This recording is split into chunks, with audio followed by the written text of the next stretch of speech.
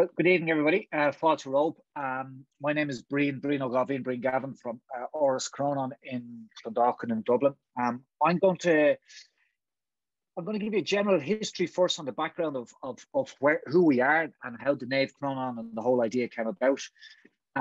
Later on, if we've questions and stuff, I wouldn't be an expert in the building of it, but Paul and Donald would be able to handle any other questions that might be more detailed about the boat.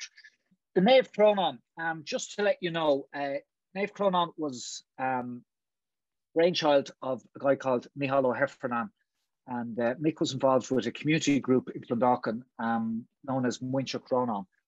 And Muintir Chrónáin came about way back. I'll go back to the very start here. Came back in the early 60s when in a little town called Clondalkin or Clondalkin on the outpost of West Dublin, a group of people came together who were interested in the Irish language and sent their kids to an all-Irish language school. And in the middle of the 60s, they had a meeting in a secondary school in Clondalkin called Michael College, and a guy came out by the name of Father Tommaso Fee, who went on to become Cardinal Tommaso Fee. And he was setting up a competition called Glór na Mhicil at the time, which is still alive to this day, the competition, which was to encourage communities in the Ireland to promote the Irish language and culture as a living part of their community. So he said to them, he had a meeting with them in Michael College in the mid-60s, and he said to them, and I got this verbatim from one of our founder members, Seamus O'Cahasey, who has since passed away, but I remember learning this from Seamus. He said, what Tommaso Fee said to them that night, he said, on my way into this town tonight, he said, Honnig made tour, I saw a tower. And fan na mílte bliana, and for thousands of years, ner chula an tuarshin ach Gaeilge, that tower only ever heard the Irish language. He says, Tá dúchlan agam guibh anocht. I have a challenge for you here tonight, he said. Go gluchi an tuarshin Gaeilge rish, that tower will once again hear Irish. And that's what lit the spark, which founded Muintir Chrónáin, which led to Aras Chrónáin, which led to the Naomh Crónán, which now led to the Naomh Crónán being in the west coast of Ireland in the Galway basin with Baldory and Claddy. But Muintir Chrónán set out as a group of people to promote the language, music and culture and heritage of Ireland. And they did this in the Clondalkin area. Where they got their name, just so people know, in Clondalkin there's a round tower. And the first abbot or head guy of that monastery was a guy called Naomh Crónán, Saint Mhicil Crónáin. And his patch or his parish would have stretched from, people who know Dublin, would be from the Long Mile Road up to Clondalkin, Newcastle, Rathcoole and Saggart. And that was his patch. And Muintir is the Gaelic word for the people of. So Muintir Chrónáin became the people, that's how they named the organisation or the club. They had a little logo, and this logo explains it very, very simply. Believe it or not, this logo was designed by a German architect called Karl Ulimann, who lived down in Ranelagh Rathgar in Dublin. And when I first got involved with Muintir Chrónáin back in the early 90s, I found this on the bottom of a box in a drawer. It was a colour drawing, and this is a copy of it. The original logo that the club had was a couple of Celtic circles. So the tower symbolises Clondalkin. The harp symbolises the music. The book symbolises the literature and the education. The fáinne, or the gold circle, is a thing that is worn by Irish speakers called, so they could symbolise to each other that they spoke Irish. And the phoenix symbolises bringing all of this back to light. So this is our logo. It's a lovely, lovely logo. It was on the sale of the Naomh Crónán for many, many years, and all the covers and everything that we had with it. But in the Muintir Chrónán, as I said, started out and officially were formed in the early 70s when they set up 3 all-Irish primary schools, a secondary school, and 2 all-Irish preschools in the Clondalkin area. In 1989, they decided to set up their own little clubhouse. Before that, they were meeting in each other's houses on a Friday night for a few tunes and practicing their cúpla focal. And then the kitchens became too small and there wasn't enough room to do an old set. And then they moved up to the Embankment, if people remember that, up in Tala. And then they moved to loads of other places around Dublin and eventually ended up in the Round Towers GA Club in Clondalkin for about 17 years. And in the mid-80s, they decided that we're going to build our own little clubhouse, which was originally, believe it or not, supposed to be built opposite Newlands Golf Club there on the Bellegarde Road. Anybody who might remember Clondalkin, there was a very famous employer in Clondalkin called the Paper Mills, and it was there since the 40s. And the manager of Clondalkin Paper Mills, when it closed down in the 1980s, lived in a big house called Orchard House. And Michael Heffernan was one of a group of 6 people who knocked on his door on an April day in 1989. They said to him, "We believe you're trying to sell the house, Dr. Cusick. Would you be willing to sell it to us?" And he opened the door and he welcomed them in and he said, "I am glad you knocked on my door tonight because I've been approached by developers and big shopping centres. And I know if I sell this house to them and the bit of land, that they will knock it and build something not very nice in Clondalkin."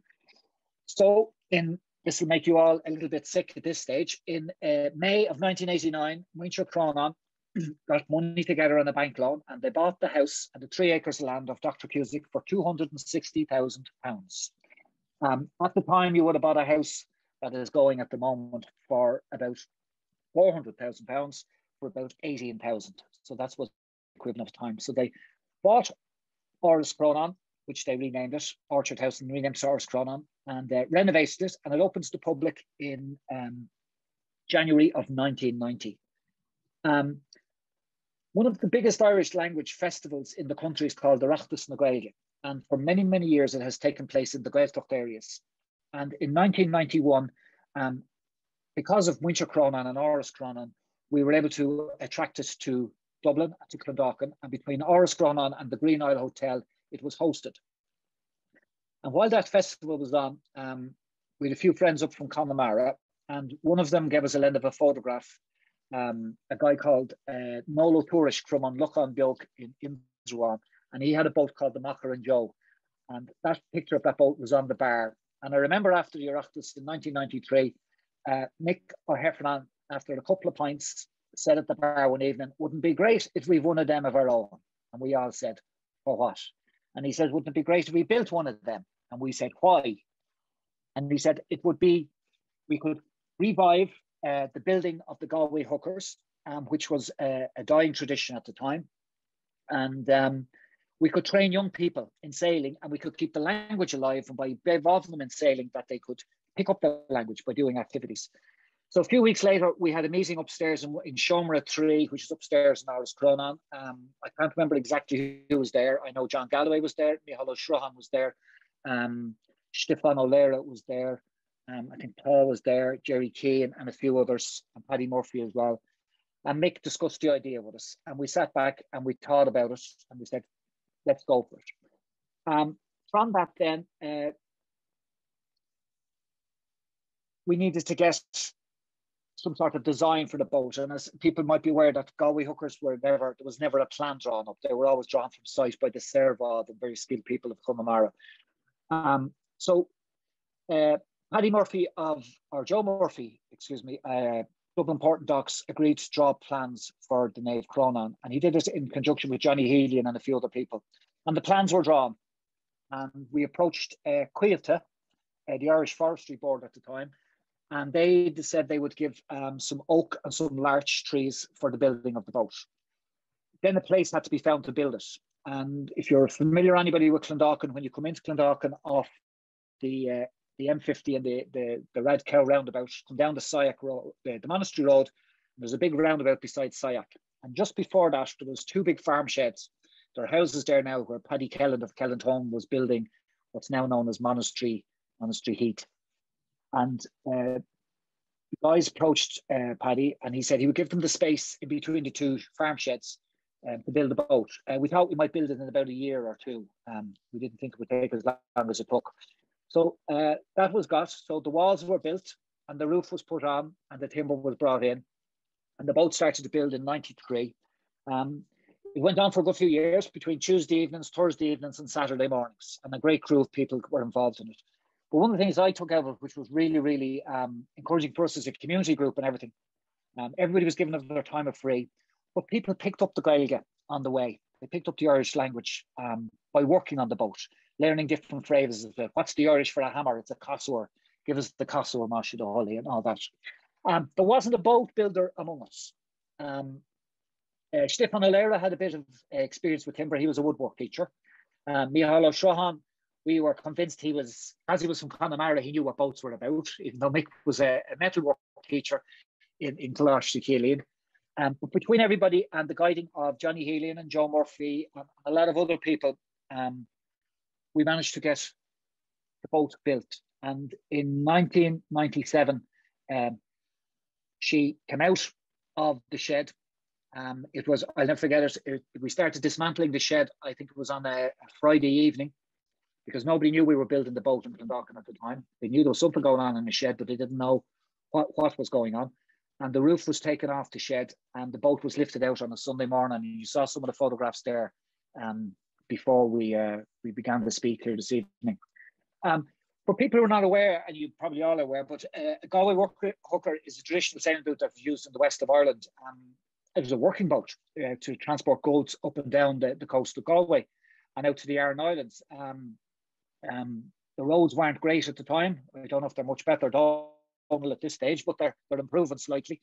I remember my own father back in the 60s bringing turf from West Clare up to the power station near Mamcost near Screeb, and he has stories about it back there. So and it was a long journey for him. So the boats were used as a working boat, they say, to carry materials and supplies up and down the coast and out and back to the Aran Islands and bring turf out to the islands.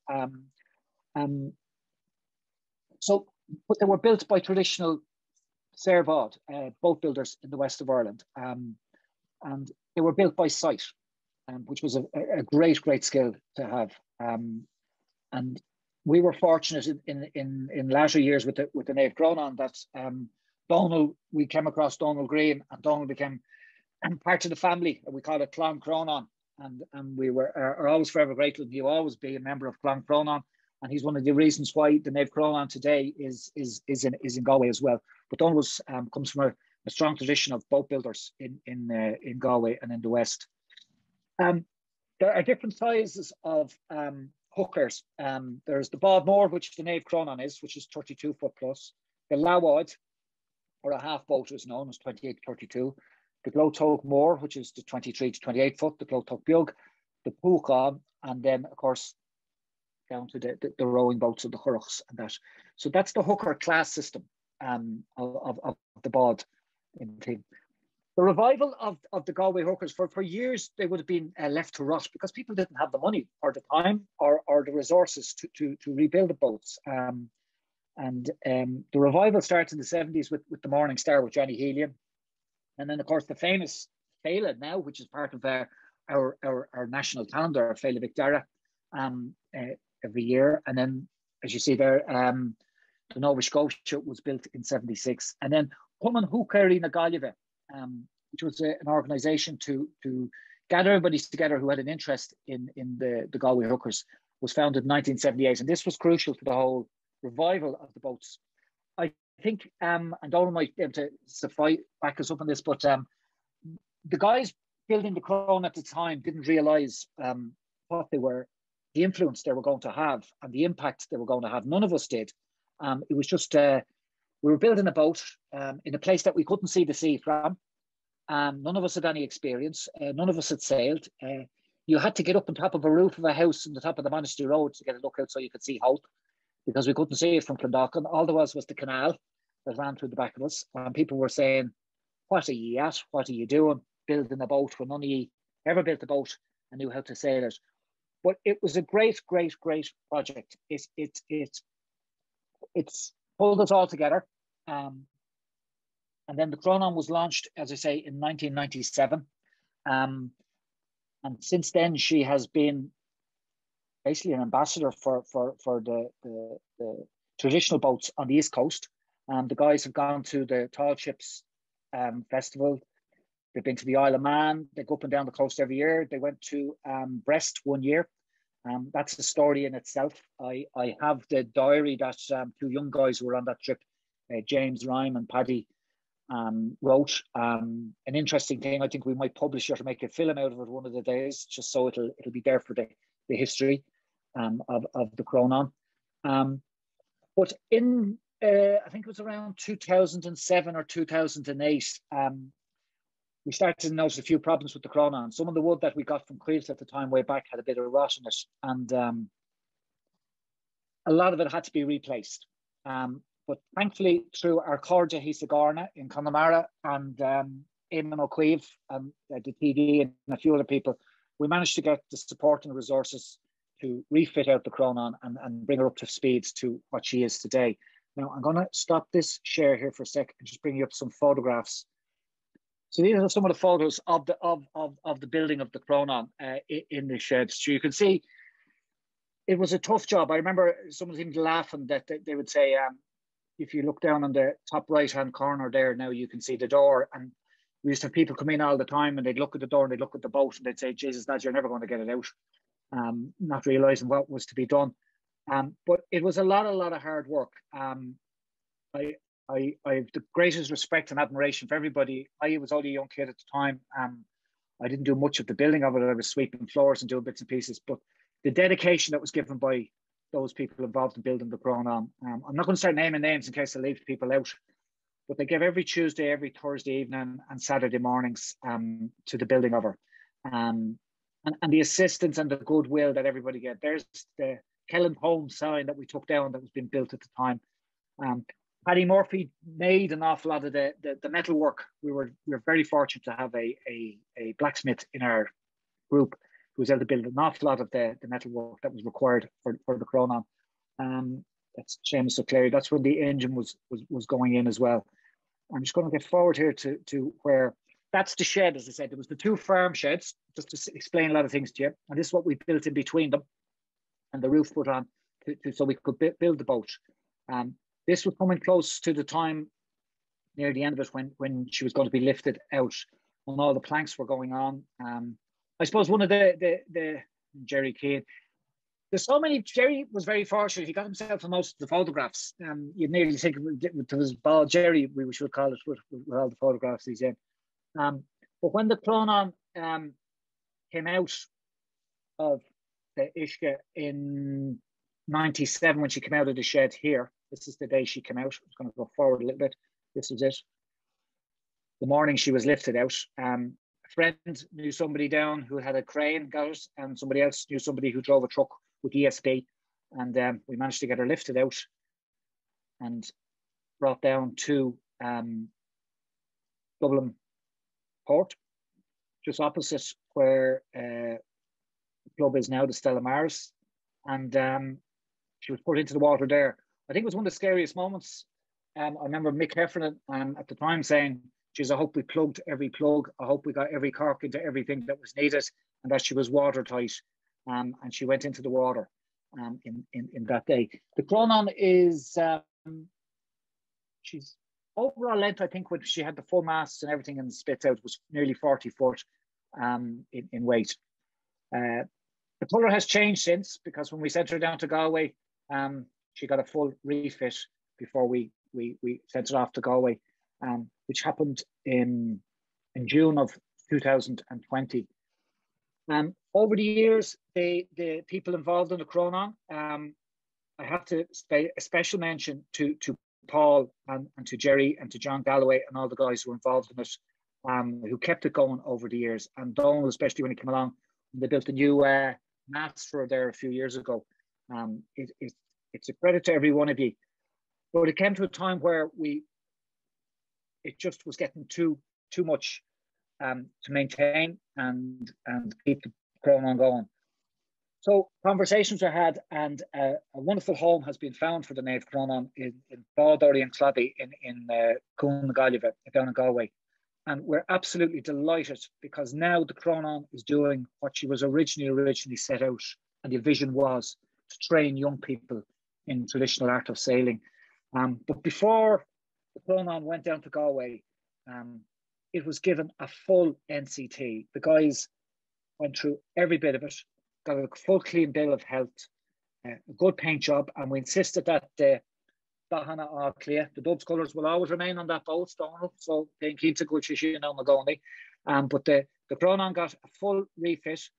And it was a very emotional, it was a lovely sunny day that day in June. This is the day she was, if I can get the photograph of all the group. This is the day she went over and I was moved down to Galway, and Peter Connolly and Donald and the guys took custodianship of the Naomh Crónán and going to mind her and look after her for the next few years, and hopefully pass it on to another bunch who will look after her again, and that it'll go on for many, many years. Because you could never put a monetary value on the Crónán, even though I've heard figures. I have a little newsreel here from TG Carr. When they both arrived in Galway, they put a value of €140,000, 140,000 euro they put on it, but you could never put a price on it, because the work, the dedication and commitment of people to it, to keep her, to build her, to keep her sailing over the years, to repair her back in the mid-2000s, and to put a whole new lease of life into her, and then to find a wonderful home for her in Galway. And we got a lovely, lovely picture from Galway, this, which I think is a fantastic, it speaks volumes to all of us in Muintir Chrónáin and Aras Chrónáin. It makes us so proud to see a wonderful picture like this, and how people are so proud of it in Galway, or looking after it. And it has become a centre feature of the Bádóirí and Cloddy here in Galway. Now I'm just going to stop sharing this one for a second. I have 2 videos that I'm going to share a link with you afterwards. The first one is the news article from when she appeared down in Galway last year, and then the other one is from Pat Butler in 1996. You'll see a very lot of young-looking faces in that. It was before the Crónán was finished. We were still looking for money to finish her, which you'll see some lovely photographs and some video footage, and of Aras Chrónáin as well. The future of the Crónán is very bright, and the future of sailing is very, very bright. We are so excited now, not only with the Crónán moving to Galway, is the Naomh Crónán going to continue to sail and continue to influence people and become a very important part of sailing life. But it's also given us a wonderful opportunity where we are going to do a Nasc Cultúrtha. We're going to do a cultural link between Pobal na Gaillimhe and Dublin. We're going to do it between the 2 communities in Poolbeg, Aras Chrónáin, and Bádóirí and Cloddy and Carna. And in the coming year, COVID just hit at the wrong time when we were trying to do all this. But we're going to make sure that we stay well in communication with each other, and that we're going to have regular trips up and down to both communities and try and organise a festival in 2 parts of the year. One up on the east coast in Dublin, and the other one will be down the west coast between Galway and Carna, where we will all go up and down and have celebrations and swap stories and see how the Crónán is going on and how things are going on, and keep that tie between both communities in Dublin and in Galway. As I say, she's now down with the Bádóirí and Cloddy, involved in training, in festivals. It's all about community, youth. We're keeping with our core aim in Muintir Chrónáin and Aras Chrónáin is to keep the Irish language alive as a living means of communication. And we do this through various activities. The Naomh Crónán was one project we did. If any of you haven't had the opportunity to come to Aras Chrónáin yet, COVID restrictions are going to lift soon, please God. And we will welcome everybody back into Aras Chrónáin, and we'd love to see you out there. And I am very serious about the links we're going to create with Peter Connolly and everybody in Galway and Donald, and between Poolbeg and Aras Chrónáin. It's something we're very passionate about, and something that we want to create for future generations, that there will be always a good link between the West Coast and the East Coast in the sailing fraternity. Even with the shin, you more on Ella Laragum, so I don't have too much else to say. I hope that gives you a good flavour of the Naomh Crónán and Muintir Chrónáin and how it all came about. Muintir Chrónáin and Aras Chrónáin, believe it or not, is 31 years open this year. The Naomh Crónán went under the water in 97, so that'll be 2007, so over 20 years in the water as well. So Matain Kesh, if anybody's any questions or want to ask me anything, if I can't answer them, and hopefully maybe Donald or Paul might jump in and help as well. What amazed me about the performance of Naomh Crónán was all the various improvements that the crew made to the rig, the ballasting, the new mast. new sails, of course, and all these changes over the years, and having raced against her for all these years, the improvements in performance. I know the skill of the sailors, of course, has to be included in that, but the improvement in the performance was stunning, and she became really a boat to race against by the time we parted. So it was fascinating to see all the gradual changes, some of them possibly not very big, but they seem to make an enormous difference of the performance. And it's wonderful to see. Yeah. Can I say, Brian, that your enthusiasm for Aras Chrónáin and the Irish language is reflected really in the principles and the way that the crew of the Crónán have behaved over the years, with the responsibility that they've taken on board, the work they've done on the boat, and that fantastic gesture of handing it over for £1 or whatever it was over to Galway. I think it reflects on us all, and it gives us great pleasure in the old gaffers to be associated in such a small way with that great gesture. And it's been a great ambassador for the OGA and for sailing on the East Coast. I would like to point out, however, that in the build, no matter how hard you try, there were several leaks over several bunks that could never be cured, except one bunk that Paul Keogh seemed to be very fond of, that never had a leak. And funny enough, he had these special curtains that he pulled over. I actually think he had an umbrella in the bunk with him and never said anything. But the rest of us were drowned, and you didn't bring pajamas with you to bed. You brought oilskins.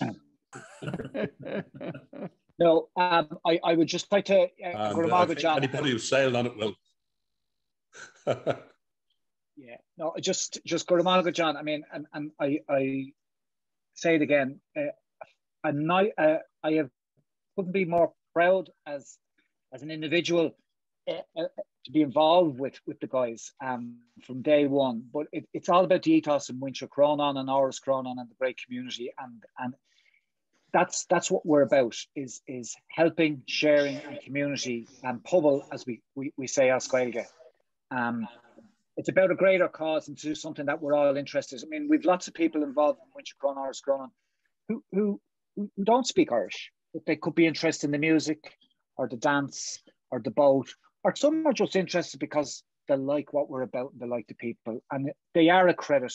Every one of them who worked on the Crónán and sailed on the Crónán, I felt that sometimes they should have been made ambassadors for Ireland. And I'm not being flippant about that. The way they represented us, Clondalkin, Dublin, Poolbeg, sailing fraternity, Muintir na hÉireann, they were a credit and always have been. And you don't get opportunities, too many opportunities. And the lads don't like saying this because don't like hearing it. They kind of go, sure, it's that. But it is true. They're absolute gentlemen, every one of them, and ladies. And I'm so proud to be involved in it. I'm glad. I'm so proud that it's gone to where it is. I've met with Peter and the guys, and I know they are of the same ilk of the whole lot as we are. And that's why I was saying it's very important, John, that we build this relationship between both sides of the island of Ireland, because it's a great pastime. It's a great community. They're great people. It's tough out there in the windy, wet day when the wind and everything, as you're saying, and the leaky bunks. But it's afterwards when you come back in to have that warm cup of tea or hot whiskey or a nice pint, and you're dried off, and then we have the stories and the crack and the few tunes and the bit of singing. And it's wonderful. And I can't wait for we all get our jabs, if you're going to get your jab, and we can get back together and start enjoying the sailing again. Johnny, I wonder if you remember, this is Stefan speaking, when we applied to be members of Poolbeg, we were asked, a select number of us were asked to make a case as to why we should be admitted. You had to be proposed and seconded and all the rest of it. And there was a suggestion from an eminent member of the committee that the people from Clondalkin might lower the tone of the club. Now, we were a bit taken aback by that. But we're glad now that Johnny has finally admitted that we actually improved the tone a little bit.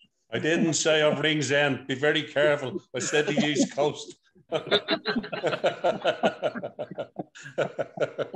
all coming out now, Johnny. You've been a great addition to Poolbeg and to Rings End. And to have the boat down Rings End, it was absolutely fantastic. Even though we did have to suffer Paul Keogh an awful lot of times with his bluster and fussing and farting around and the whole lot. But and we've had great cruises in company with you and the rest of the crew on Naomh Crónán, and great trips a couple of times down to France and that. And I do remember the first time it was quite hectic. You were about 6 hours ahead of us or 8 hours ahead of us, and you turned back for Rosslare because of the weather. And we got as far as just off Wexford, and we pulled into Rosslare. We at the time were doing the usual trick on the Bracken Lass, was working our passage, or as Willie Murphy called it, a false course afloat. And we had a few days in Rosslare and then back up to Wexford. But then we went on to Brest, and we had a fantastic time there, a great time. And it's just the start of a great camaraderie and fellowship, as Sean Walsh would always say about the OGA. And we've had some great times, and you've been a great credit to your club and to the people of Clondalkin. And, you know, I won't say any more because Paul Keogh's head is getting bigger and bigger and bigger. But Paul is a great guy as well. Send you a bill for the diesel for towing you. Oh no, hang on a minute. Now we have to get this right. We went on a cruising company, and we did have a bit of engine trouble. And Paul, unfortunately or fortunately, I'm out of radio cover. Try poor Conor McGuire. And that was the end of Paul's involvement, other than that was in 2004. So that's 17 years of slagging we've suffered since then. When you came out with the statement that you didn't burn half as much diesel in 2004 as you did in 2000, it was Conor McGuire said he did because he told you up and down the front. Funny enough, on a more serious note, that was the first time we ever experienced diesel bug.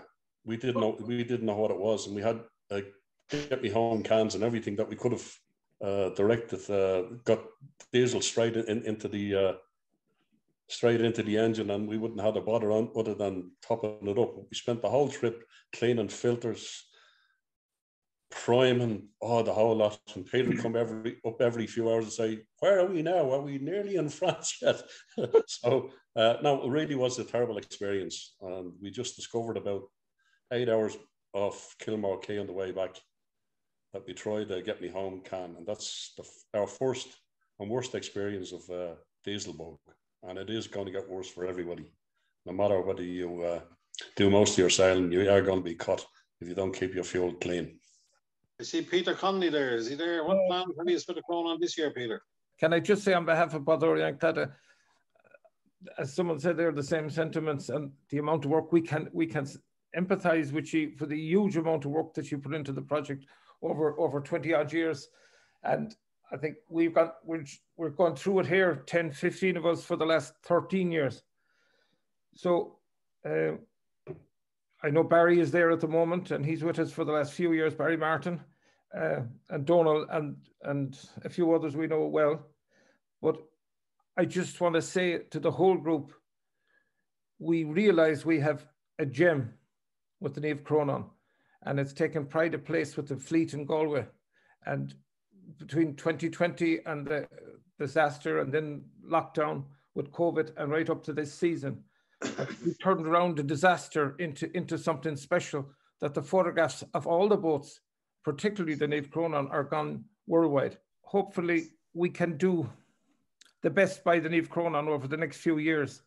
And with the likes of Barry Martin with us now, and his experience, Donald Green in the background there, ourselves, I think the future is bright. And thank you so much. We are delighted in Galway. Well, bhfuil lumsa couple of focal are all.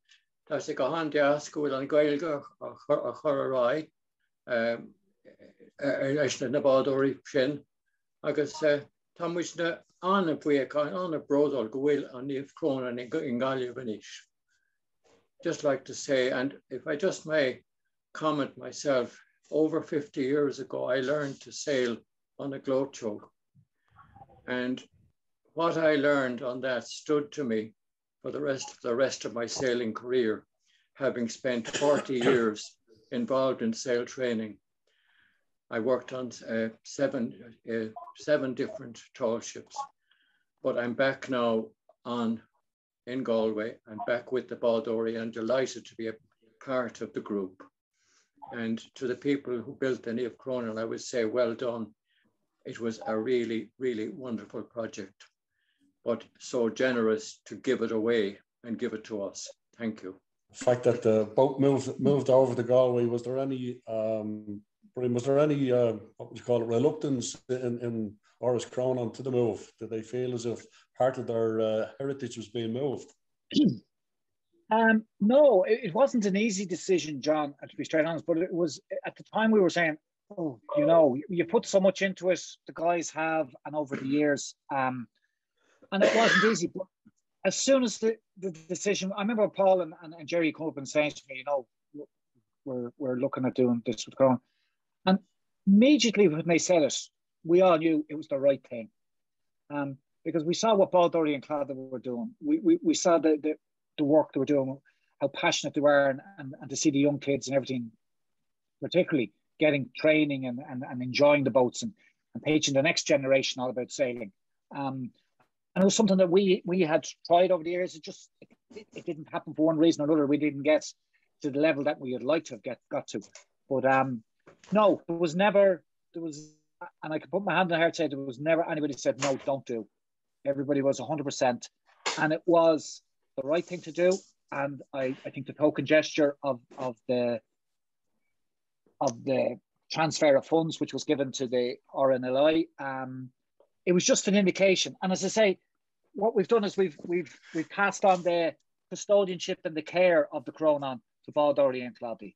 And we would hope that they would look after it, and they would find somebody else then in future generations to come who will mind her again, and that the Crónán will go on for many, many, many years to come.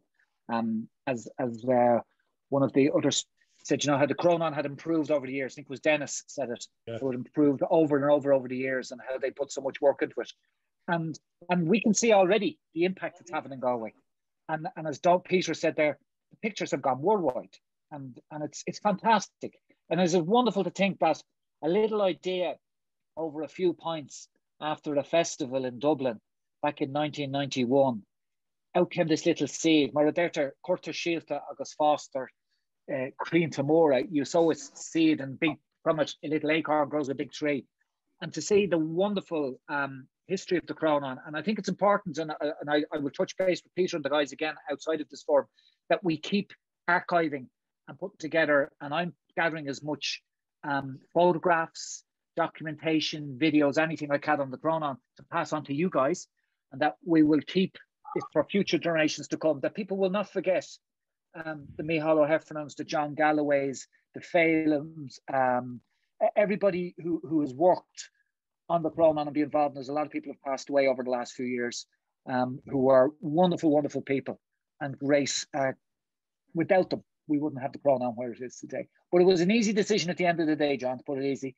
Everybody's very proud of it, and we're very proud and looking forward to the links we're going to create in the coming years. I think it's going to be fantastic, and watch this space. Yeah, I think what Brian, if I'll come in there for a minute, I think what Brian has said there and said very well is, we are all aware of the hooker being used for transporting for cargo, but also what the hooker did along the west coast was it transported people and ideas and relationships and actually joined communities. And the Crónán did exactly that. The Crónán was built for a purpose. It did that. It was part of a community. It forged a link between the east and the west. Like we started going to pull back to the regatta.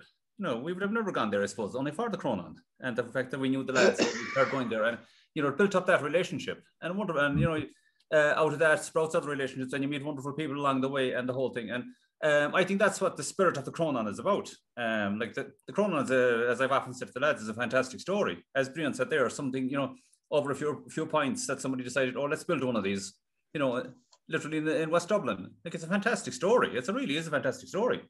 And, you know, I think the beauty of it was it forged those links. And like when I remember the day out in Malahide when Paul and Jerry said that this was it was time to hand it over. Like, it was one of those moments where, you know, it was the beginning of a story and it was the end of a story all in one go. But like, as Peter says, we see the Crónán as we see ourselves as custodians of the Crónán. We're merely looking after it. We're bringing it, keeping it alive, keeping the ideal alive, which is extremely important, and the values, and the Bádaí of Lada and the Aras Chrónáin would have similar values: language, training, youth, all this. Again, community, and so, like, I suppose it really nothing has changed to a certain degree, except that it's now back in the West. Is it back home? Possibly. What did it leave home? It has. Will it be returning home? Hopefully one day we'll take a trip up to the East Coast with it. Please God, and come back again to, you know, and complete the circle, because I think it's very important to down the line to do these things. But what it has done is it's forged ties with people, and it's forged ties, and it's the ideal, and that's the beauty of it. It's and the ideal, I think, with the people involved that have been involved, the people that are involved now, it's always going to continue. Well, Donald, a link can sometimes be a very practical thing. And I remember when Blán na Hóige and Bolands and so on came to Dublin, and they were going to go with us to Portaferry, and that was a lovely gesture, until I was told that we were actually going to tow them all the way to Portaferry and back. So a real living link. But it was a great pleasure to get to know those people and to get to know yourself and all of the people in Carna. But I remember looking back at Blán na Hóige, a ceann taobh mar dheite, and I see all these little heads, Oscar and all the different ones popping up, and NASA waiting for us up at the other end, and so on. It was a great weekend. Thank you, Donald. Sorry, Johnny, just to say his name was mentioned a lot. Paul Kyo said he wouldn't be here, but Jerry is on the line now. Jerry is on the call. Jerry, you're muted. That's a first. Hello, how are you? I'm just trying to operate off my phone here with no Wi-Fi, so I'm in and out. How did you manage to get into every photograph? I didn't see it. Jerry, we had a great talk from Brian on the Crónán, and this Paul says you were in most of the photographs, which proves that you were one doing most of the work.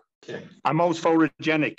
That's what it's all about, boy. And there was a little phrase that we used in Aras Chrónáin. Seamus used to always say to me, he says, and it goes something like this: An dachrocht a dhéanam muid láthroch, an dóthéanta tógann sé písa ama, ach ní le lehead agus ní féidir, agus tá spánam muid mas I gcónaí. Translated back, the difficult we do immediately, the impossible will take a little bit of time. There's no such thing as we can't, and we'll always show respect. And I think the guys in the Crónán show that all the way through. That we came across challenges. We never said problems. We came across challenges. We always come up with a solution. Mightn't have been the right one, but we got there and we got through it. And they definitely have always shown respect. And that respect has created, as Donald has said and everybody else, great links, and great friends, and great friendships that are going to continue on and on and on down the road. So, but I just want to take this opportunity to say, Gura Míle Maith Agaibh. Thank you all for the invite. I hope you enjoyed some of the talk of the stories of the Crónán. I'm only giving you the tip of the iceberg. We're going to get more of it. It's lovely to see Stefan and Paddy and some other faces I haven't seen in a good while, and a lot of other faces. And I'd like to extend an open fáilte for Aras Chrónáin. As we always say, Tom Doras Agoni Oscar because in Kittle Agoni Shul. The door is always open and the kettle is always on. There's always a spare room and there's always someone to have a chat. And we will keep you informed. I make this promise this evening that between Peter and ourselves and Donald and everybody, we will keep you informed of the events we plan down the road when COVID lifts, and that we will hopefully all get together to meet again soon. In Poolbeg, in Aras Chrónáin, in Nalia, agus Garna, and we'll have great crack talking about this. And Gura Míle Maith Agaibh, agus Thank you very much, Brian. Really appreciate it. Great talk. Bye-bye. Yeah. There's probably another word there as well that's used there as well. Another Irish word that Mhicil, and it means collective, and you know it traditionally I suppose if you go back long enough, people worked as Mhicils and they worked as groups, collectives to build something, to accomplish something, and I think the Crónán is a fine example of that. And I suppose even continuing onwards, it was always a Mhicil. All the work that was done over the years was a collective.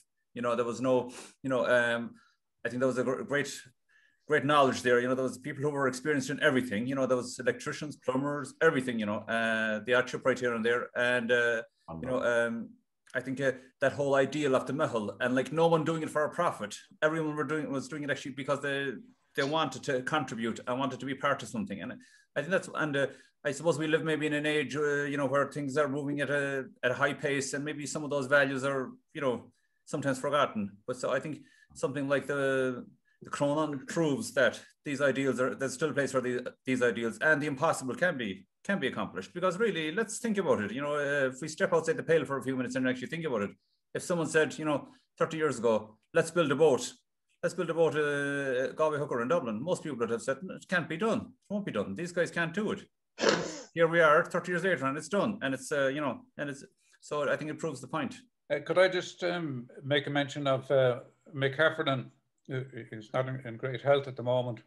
And he's been, of course, mentioned several times there as the person who launched the idea, and who was really dogged in the early years in moving everything on. And Brian also mentioned the contribution of Mhicil. And I just remember the day myself and Mick Heffernan went into the offices of Mhicil. We didn't really know anyone. We were totally kind of a very vague appointment made for us. And they were in Leeson Street at the time. And we went in and we met a nice man, and Mick gave his spiel, and the man was interested. You make these little contacts, which I think only happens in Ireland. And before we left there, the man had indicated to us a place down near Voca where Mhicil needed to widen the access road. And he said, there's going to be 10 or 12 oaks that have to be felled, and we'd be delighted to give them to you. Now, nothing like that could happen nowadays. You'd have talk about insurance and access and all this sort of thing. All he wanted to know was who was going to plank the timber for us. And when we told him it was Fee Dowling in Kiltegan, he said, fine, we know Fee, we trust him, we can work with him. That'll all be done. It just would not happen nowadays. But Mick Heffernan made all these contacts through his kind of doggedness. He'd be home from work early in the day, and for years he was doing all these little contacts and getting things moving like that. And I'm sorry he doesn't have the health to be with us now at the end of the day. And of course, another person who helped to move us on and begin to get familiar with handling boats was Ben McDonough, who had the Lady Moore in Dublin at the time. And of course, in regattas in Dublin at that time, there could have been 4 or even 5 traditional hookers out with the Naomh Crónán and the Morning Star and the Lady Moore, and 1 or 2 others would appear. So there was a great vibrancy about the scene there at the time. So there was a lot of people shown very dogged, small things that brought it all together. Very much, as Donald says, the Mhicil. People putting in the bit that they could do, and eventually the whole lot coming together. So remember them all, and remember Mick Heffernan, Gurmaga the Big. Well said, Stefan, and Mick was a great trooper years ago, and it's unfortunate, as you say, that he's not in a position to be with us tonight, but I hope he gets the vibes that we're sending him, because he was always, as you say, dogged, and he was great. For me, I'd like to say safe sailing and fair winds to everybody. Thank you very much. You what, everybody? You are.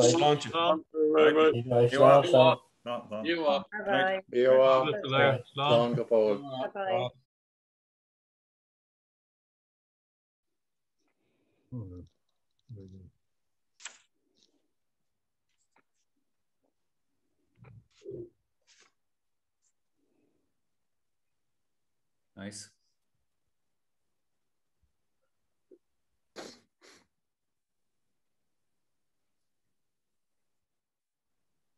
Young Jerry Kane. The young Jerry. Who's that young fella?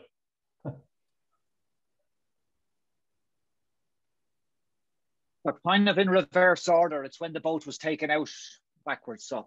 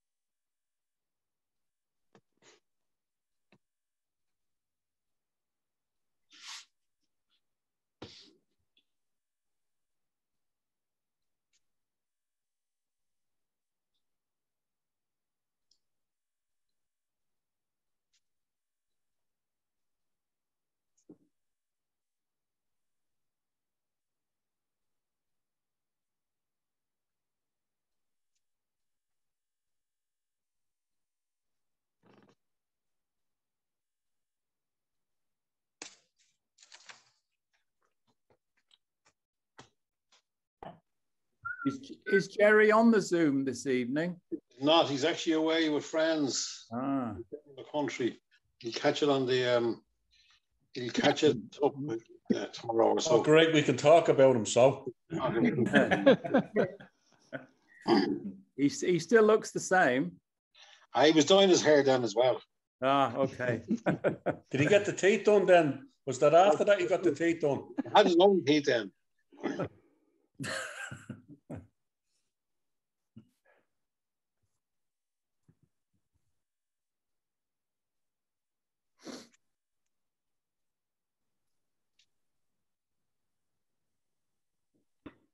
Ed Ferry.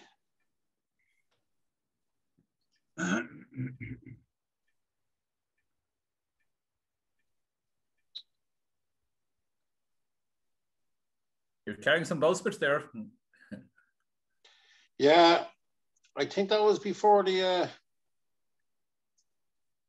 That was before we reduced the mast. The mast was about 3 feet taken off the mast, and okay. You should look at the boom out first. The boom's enormous. Those spars would have been solid, Paul, yeah? They were the original spars. They were all solid, yes. Yeah.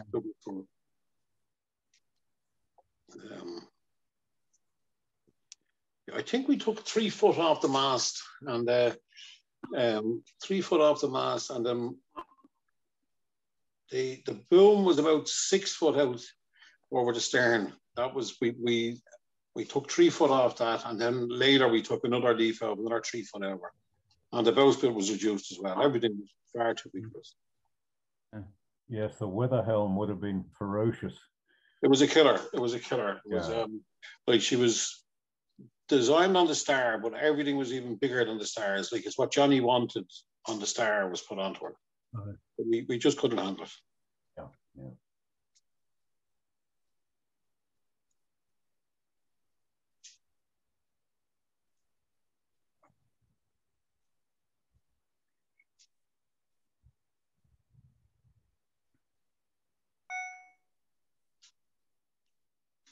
Jerry again. Jerry and his son Kieran. He's only a kid there. Margaret.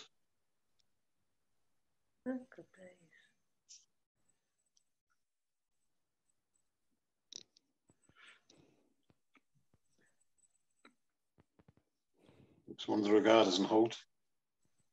Oh, okay. A young Mick Benton. Yeah, yeah. Mick Heffernan. Yeah. Myself. Stefan there, I think. Stefan's there, yeah, yeah.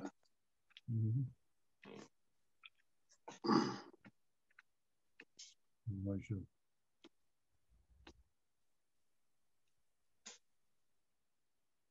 Paddy Murphy.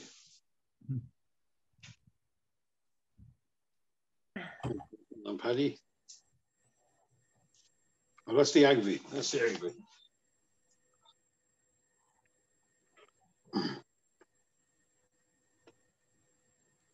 Jerry. I'm sure.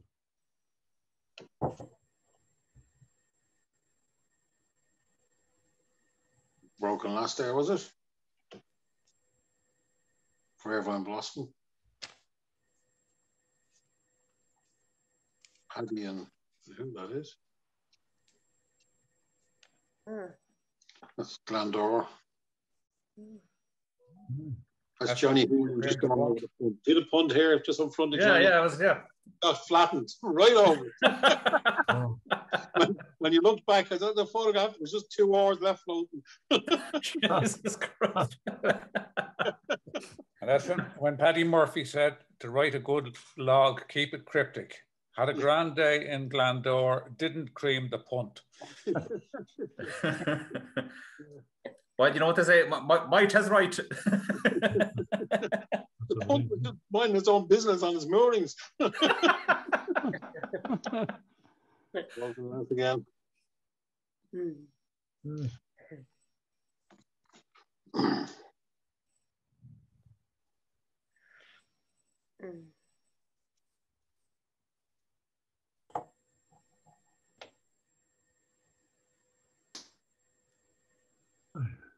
You were carrying a lot of sail in those days. Yeah, it was far too much. That was the first year. That was the first year we had to learn the sails off Johnny. Oh, okay. Which were huge, monstrous things. She just wasn't able to carry it. Yes, yes. Yeah, and as we found out afterwards, either was the start. No.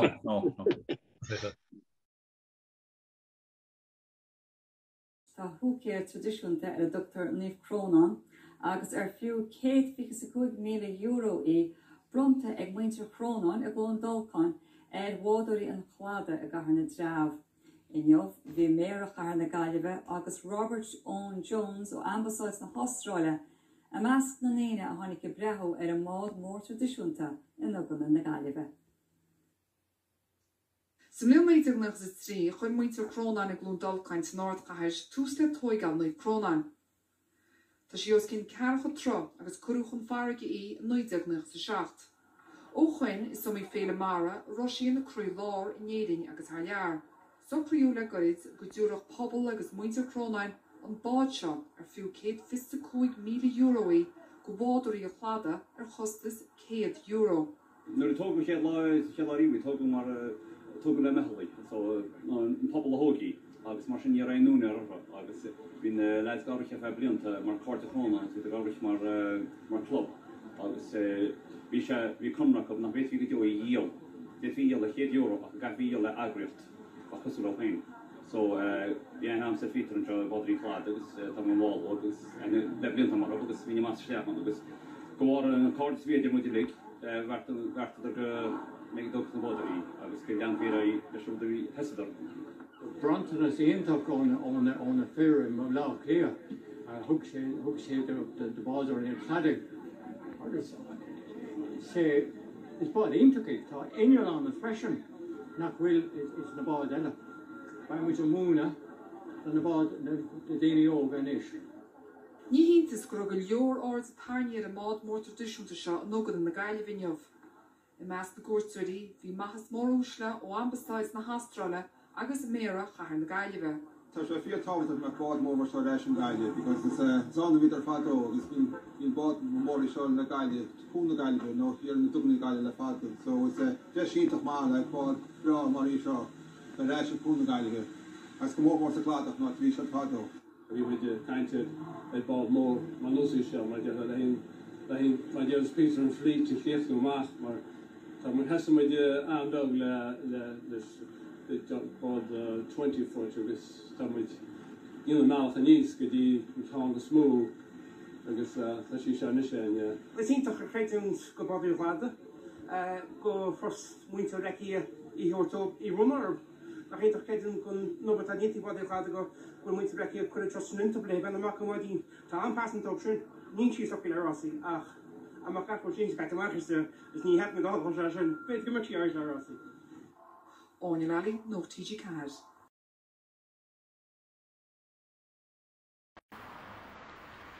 Clondalkin Village, cai go bhfuil sé an nuachfáile is gaelí in éireann go Homeláin thua agus heas. Tá cail náisiúnta le blianta fadanis Aras Chrónáin Mhicil sa. Pobl anna gníomhach atá se, agus fiantar idir lábha in isiacha scála a bhain go ráirt na súldaíod. Fan go bheiceató. Bád mór a thugann to Clondalkin, bringlóid fríomhaideach, fiantar Jonach. A tosu amach ní raibh pingin ruacha ná Jonta san is chun é chríochnú. So cai go bhfuil captéan an bhaid Michael Heffernan glan as a bheabhair. Anna Jans go bhfuil. Ach sim agam sin rud a gánaí agus the husna é agus na lads abad. Bhís an mehel chuir a chéile agus tá si ag obair a mis Agus fuair sibh cabhair ó Saorvád is dóile man seo. The bhórmid cabhair ó Joe Murphy, Saorvád baideach lia. Agus duine sé job doing sé duine sé na plans agus tugann sé stóra doing. Sé Michael Heffernan a tháinig chum agus an aisling ina intanige agus dír sé orm carú an túsart a bhá bliana hen. Agus is sinna le das an fiantar agus táine níos mó daoine seachtasteach ach sé Michael ó Heffernan cínte an chéan a chuman an aisling. Pobl Clondalkin I mun gníomh. Cai go bhfuil a laiad siúnéir a bháin in a measc. Níl duine bit tá brand timppla ar man sinis tá fearr atá bhí a féile dóteáin agus electróí agus pláistrálaí agus go leor skillne agsúla ach ní léon séirbáid ar measc tá líra. Bhealach nuair thosaímar a féile seo bahrú ar fada mar náile gnáisiúnéireach agus frascáin is línta díireach atá gceiste ach mar muid seo ní líonna díireach ar bithim mád so is skill eile ar fada agus táid fála mas an mar de fe. Tagan séirbáid chuing in is rís Joe Murphy agus Johnny Helian agus legan siad san síos na riile agus nuair nachhfuil siad an sásta leis chuid é dhéanamh rééis as an nua rud a hála go minic.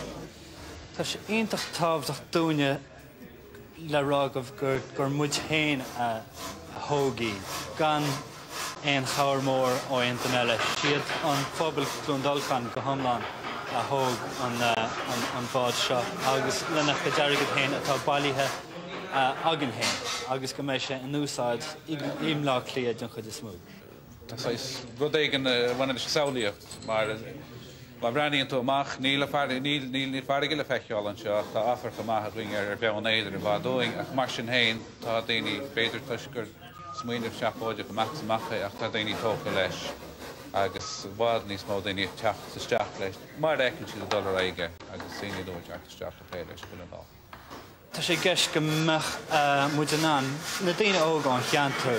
Daoine óga lálí a thógal amach ar an cún ag úsáid gailge mar teanga láirtha ar an mád freisin.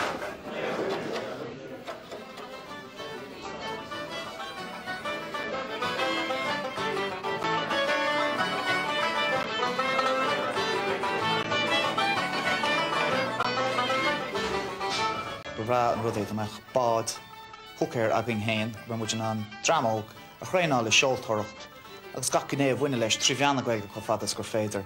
Tá sé dechar rudaí a thuirta néosóg na léitheanta seo agus bheith sé áisiúntaach an bhád chun an gaige thuirtgóg gan iscóg féin.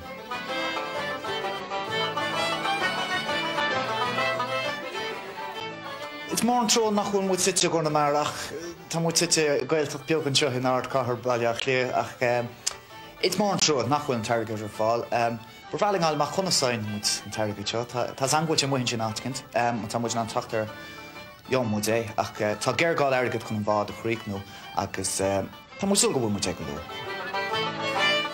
Lá mór éibre chur histeacha. Is die hen do hi nach hirad muintir an bhaide mon chadidirh, be ceoras cebalan go maidin.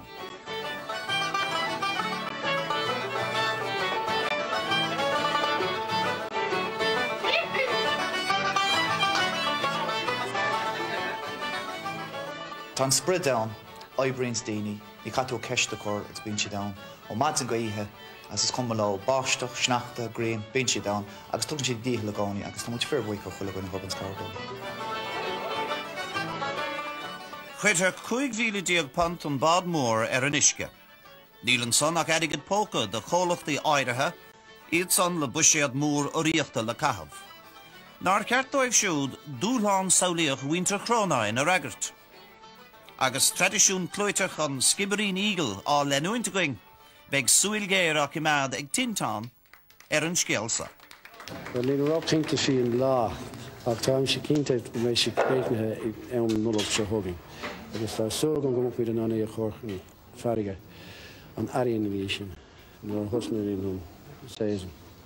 So that's something basically on Blincha Hall, the whole day.